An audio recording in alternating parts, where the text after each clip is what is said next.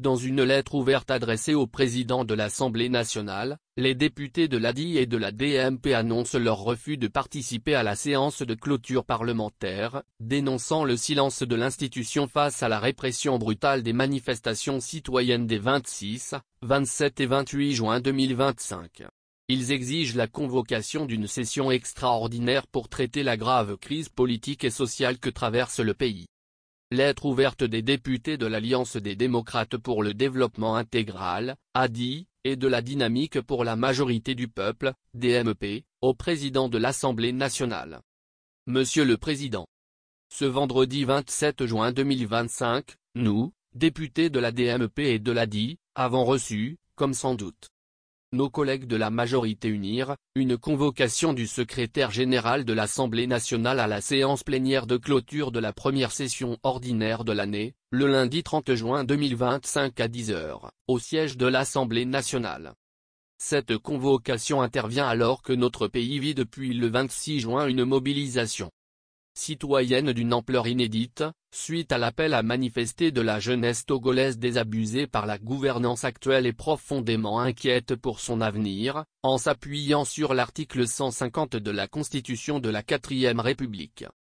En effet, les 26, 27 et 28 juin, plusieurs quartiers de Lomé, mais aussi d'autres villes du pays, ont été le théâtre d'une mobilisation citoyenne spontanée, pacifique et profondément républicaine. Cette indignation populaire a rassemblé des jeunes, des femmes, des commerçants, des travailleurs, tous unis pour dire non au coup de force constitutionnel et demander la fin du régime. Alors que certains ont manifesté leur indignation en sortant dans les rues, d'autres encore plus nombreux ont choisi d'être absents de leur poste de travail. Au lieu d'entendre cette clameur, le pouvoir en place y a répondu par la répression brutale et la terreur. Des unités des forces de maintien d'ordre, dépassées par l'ampleur de la mobilisation, ont été renforcées par des éléments de l'armée, qui, eux, ont frappé sans discernement, y compris des femmes, à coups de cordelettes et de bâtons. Des miliciens en civil armé ont été aperçus circulant librement, en toute impunité. Plusieurs vidéos authentifiées les montrent à l'œuvre, et certains d'entre eux ont été formellement identifiés comme auteurs de violences passées, notamment le 29 septembre 2024 au siège de la CDPI. Des arrestations arbitraires, des intimidations, des poursuites jusque dans les maisons, des cas de torture et de détention illégale ont été rapportés par les associations de droits de l'homme. Et plus grave encore, 5 cadavres ont été retrouvés dans la lagune de Lomé, sans qu'aucune autorité ne daigne s'expliquer. Face à cette situation gravissime, nous pensions, en tant que députés, que notre institution qui devrait se sentir interpellée au plus haut point aurait le réflexe républicain de se réunir en urgence pour condamner la répression violente contre les manifestants pacifiques. Exiger la libération immédiate des personnes arbitrairement arrêtées. Demander l'ouverture d'une enquête indépendante sur les morts suspectes. Interpeller le ministre de la Sécurité pour qu'il s'explique sur les violences inouïes d'une autre époque et le recours aux milices. Adresser une mise en garde solennelle aux forces de l'ordre contre tout acte manifestement illégal. Réaffirmer le droit fondamental du peuple à manifester.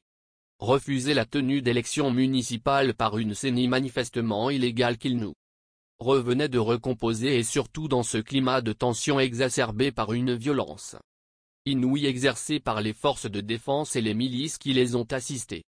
Aider à trouver une solution durable à la crise profonde que traverse notre pays. Mais rien de tout cela n'a été fait. L'Assemblée nationale censée être la voix du peuple, a choisi la fuite en avant.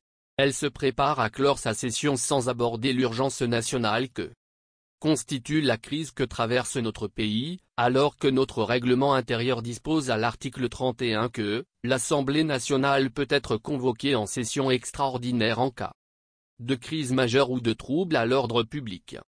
L'histoire retiendra les noms de ceux qui auront gardé le silence. Elle n'oubliera pas celles et ceux qui, aujourd'hui, ont choisi d'assumer leurs responsabilités de représentants du peuple alors que ce dernier est en grande détresse. Notre devoir de député n'est pas de siéger dans un confort climatisé pendant que le peuple est asphyxié au gaz lacrymogène. Notre devoir, c'est d'être du côté de ceux qui se lèvent, au péril de leur sécurité, voire de leur vie pour revendiquer la démocratie, la justice et la dignité. Voilà pourquoi nous, députés de la nation et signataires de cette lettre, refusons de participer à cette mascarade institutionnelle, à cette assemblée réduite à une chambre d'enregistrement docile, muette face à l'arbitraire. En tant qu'élus, notre silence devant l'oppression, fera de nous des complices de la répression de nos électeurs. Nous devons comprendre que ce n'est pas le peuple qui menace la République. C'est l'inaction complice de ceux qui, sous prétexte d'ordre, laissent les libertés s'éteindre une à une. Par contre, nous serions disponibles à participer à une session extraordinaire convoquée, conformément aux dispositions de l'article 31, sur la situation que connaît notre pays depuis le 6 juin 2025. Veuillez agréer, Monsieur le Président, l'assurance de notre considération distinguée.